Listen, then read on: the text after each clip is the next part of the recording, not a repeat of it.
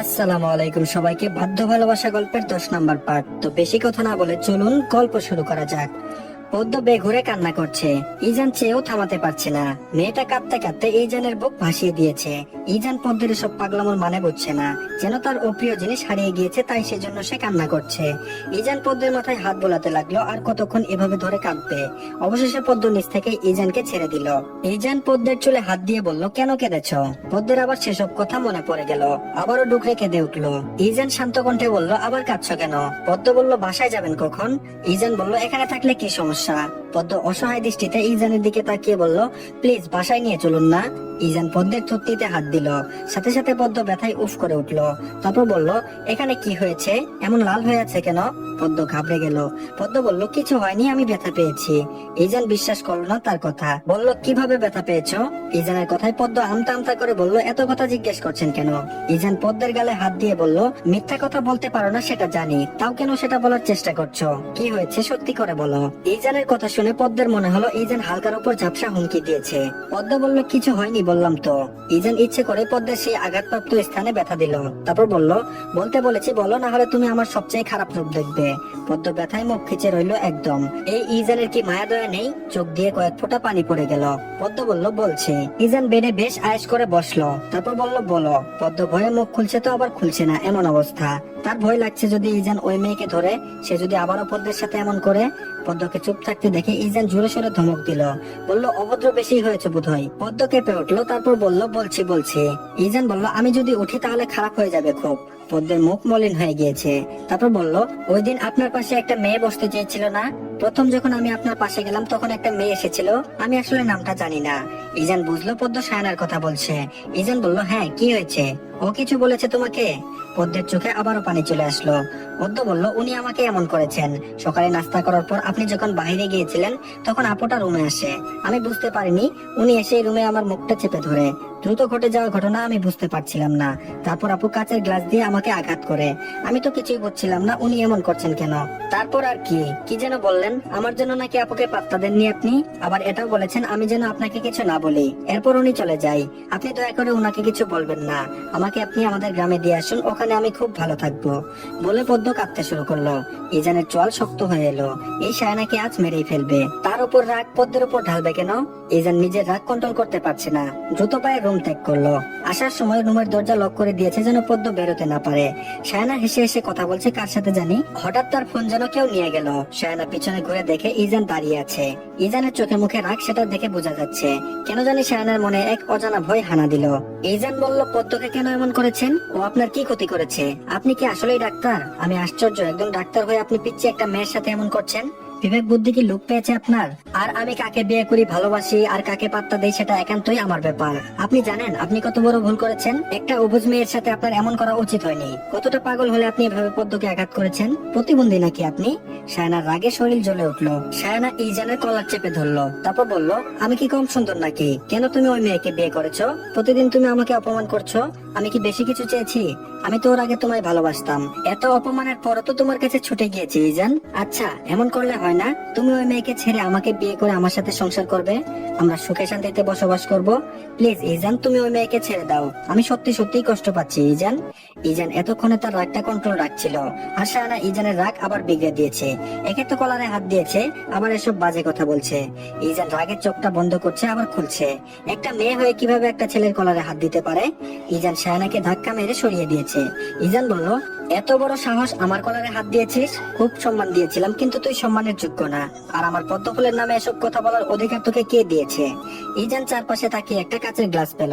যেভাবে শায়না পদ্মকে আঘাত করেছিল ঠিক সেভাবেই শায়নাকে আঘাত করলো একই জায়গায়। শায়নার যেন কলিজা ছেদ করে উঠেছে। তারপর বলল, পদ্মফুলকে কখনো আমি আঘাত করিনি। রাগ হয়েছে তার প্রতি অনেকবার, তাও তাকে একটা টুকা পর্যন্ত দেয়নি। আর তুই আজ এত বড় দুঃসাহস দেখিয়েছিস? মেয়েটার তো কোনো দোষ ছিল না, কেন ওকে কষ্ট দিয়েছিস? তুই যদি নেক্সট টাইম এসব করেছিস নিজ হাতে তোর কলিজা এনে তোর হাতে দিব। ইজান যতটা ভালো তার চেয়ে বেশি খারাপ। আর আমাদের কলারে হাত দেওয়া হচ্ছে তাই না? ইচ্ছে করেছে আরো দুটো দেই। ইজান বেরিয়ে আসলো সায়ানার রুম থেকে, আবার দরজার কাছে এসে থেমে গেল। চোখমুখ শক্ত করে বলল, তোর কিছু বলতে হবে না, সিআই কে আমি বলে দিব সব। তুই থাকিস ওই হসপিটালে, আমার জন্য আরো ভালো ভালো হসপিটাল বসে আছে, অন্তত চাকরির অভাব হবে না আমার। আর লাস্ট কথা, আমার আর পদ্মের মাঝে যদি আসিস তাহলে আমি ভুলে যাব তুই একটা মেয়ে। তুই শুধু মেয়ে দেখেই কিছু করছি না। বলেই ইজান রুম থেকে চলে আসলো। ইজান তার আর পদ্মের রুমের সামনে আসলো, জোরে জোরে কয়েকবার নিঃশ্বাস নিয়ে রুমে ঢুকলো। রুমে ঢুকে মাত্রই পদ্ম দৌড়ে আসলো ইজানের কাছে। পদ্ম বিচলিত কণ্ঠে বলল, আপনি কোথায় গিয়েছিলেন? ইজান বলল, পদ্ম রেডি হও তাড়াতাড়ি, আমরা এখনই বাসায় ব্যাক করব। পদ্ম অবাক হলো, তারপর বলল, সত্যি যাবেন? ইজান বলল, হুঁ। পদ্ম এত কষ্টের মাঝেও হেসে দিল। ইজান খেয়াল করেছে এটা। পদ্ম ইজান আর তার সব জামা কাপড় জিনিসপত্র টলিতে গুছিয়ে রাখছে। সব গুছানো শেষ হয়ে পদ্ম রেডি হতে গেল। ইজানও রেডি। ইজান কাউকে কিছু না বলে পদ্মকে নিয়ে চলে আসলো। তারা একটা বাসে উঠে পড়লো। রাত 9টা। ইজান পদ্মকে নিয়ে বাসায় আসলো। আজ আর ফ্ল্যাটে যায়নি, তাই তারা একদম সোজা পদ্মের শ্বশুর বাড়িতে আসলো। কলিং বেল বাজতেই মনিরা শেখ দরজা খুললেন। ইজান আর পদ্মকে দেখে তিনি বেশ খুশি হলেন, আবার পরক্ষণে তার মুখটা আবারও অন্ধকার হয়ে গেল। মনিরা শেখ পদ্মকে তড়িঘড়ি করে বাসার ভিতরে আনলেন। তারপর বললেন, একই পদ্ম, তোমার এমন হলো কিভাবে? পদ্ম নিশ্চুপ। ইজান পদ্মের দিকে তাকালো, কিন্তু কিছু বলছে না। কোনো উত্তর না পেয়ে মনিরা শেখ এবার ইজানকে বলল, কি রে ইজান, কি হয়েছে ওর ওইখানে? 1 মিনিট, তুই কিছু করিসনি তো? ইজান যেন হঠাৎ করে আসমান থেকে পড়লো। ও আবার কি করেছে? তার মাতাকে কখনো বিশ্বাস করে না, আরো পারে উল্টা পাল্টা দোষ তার ঘাড়ে চাপিয়ে দিতে। ইজান বলল, আশ্চর্য মা, আমি ওকে কি করব? ও হাঁটতে গিয়ে পড়ে গিয়েছিল, পাহাড়ি রাস্তা তো। ইজান উপরে চলে গেল ট্রলি নিয়ে। পদ্মের গালে হাত দিয়ে মনিরা শেখ বললেন, দেখেছো কেমন হয়ে গিয়েছে তোমার থুতনিটা? দেখে হাঁটবে না? হঠাৎ ড্রয়িং রুমে একজন মহিলা এসে বললেন, মনিরা, কে এসেছে? পদ্ম ঠিক চিনল না মহিলাকে। মনিরা শেখ পদ্মের হাত ধরে টেনে ওই মহিলার সামনে নিয়ে গেলেন। মনিরা শেখ বললেন, ইজানের ফুপ্পি উনি। পদ্ম মুচকি হেসে ওনাকে সালাম করতে গেল, কিন্তু উনি তৎক্ষণাৎ পদ্মকে জড়িয়ে ধরে বলল, আরে আরে, সালাম করছো কেন? মনিরা শেখ পদ্মের কাছে হাত দিয়ে বলল, ও তোমার ভাইয়ের পুত্রবধূ। মহিলা পদ্মকে জড়িয়ে ধরা অবস্থায় বলল, ও আমার ইজানের বউ। পদ্ম মাথা তুলে তাকালো উনার দিকে।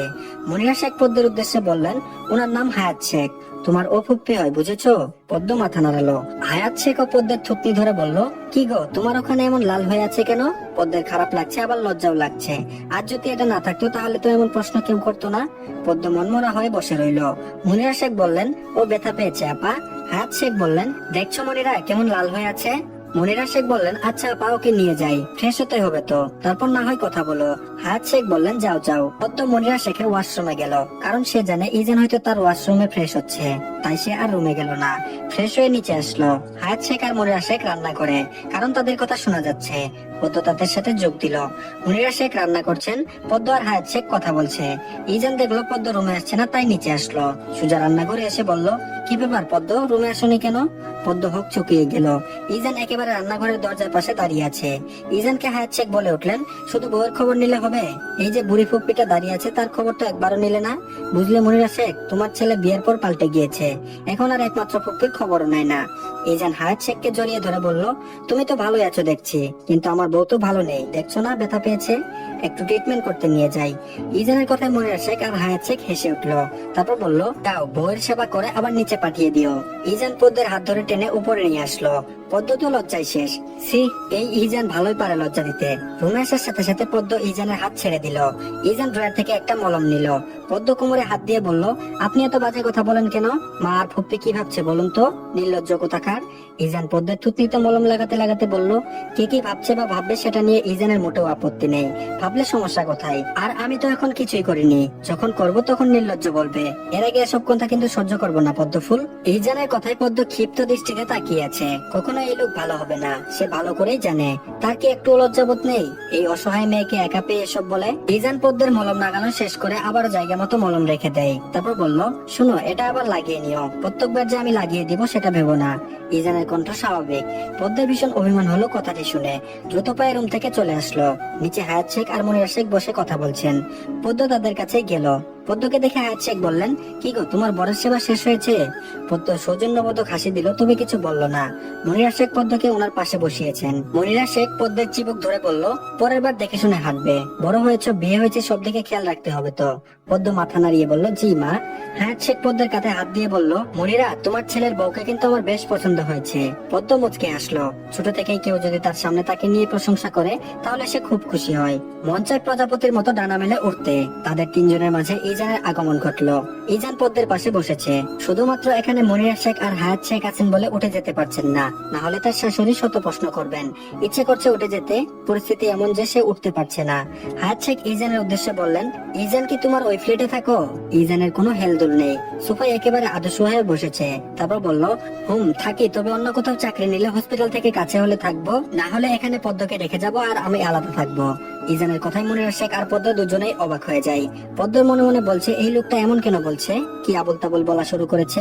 মনিরা শেখ অবাক কণ্ঠে বলল, অন্য কোথাও চাকরি মানে কি বলছিস তুই এসব? ইজান যে অবস্থা ছিল ওই অবস্থা থেকে উত্তর দিল, হসপিটালের মেয়াদ শেষ হয়ে গিয়েছে, অন্য কোথাও চাকরি নিব। তারপর বলল, কোথায় নিবি এখন? ইজান বলল, কত হসপিটাল আছে আমার জন্য, বাদ দাও এসব কথা, আমারটা আমাকে ভাবতে দাও। তো ধন্যবাদ সবাইকে, আজকের পার্টটি এই পর্যন্তই। আর 11 নম্বর পার্টটির লিংক কমেন্ট বক্সে দিয়ে দিচ্ছি, সেখানে গিয়ে দেখে নিন। ধন্যবাদ সবাইকে।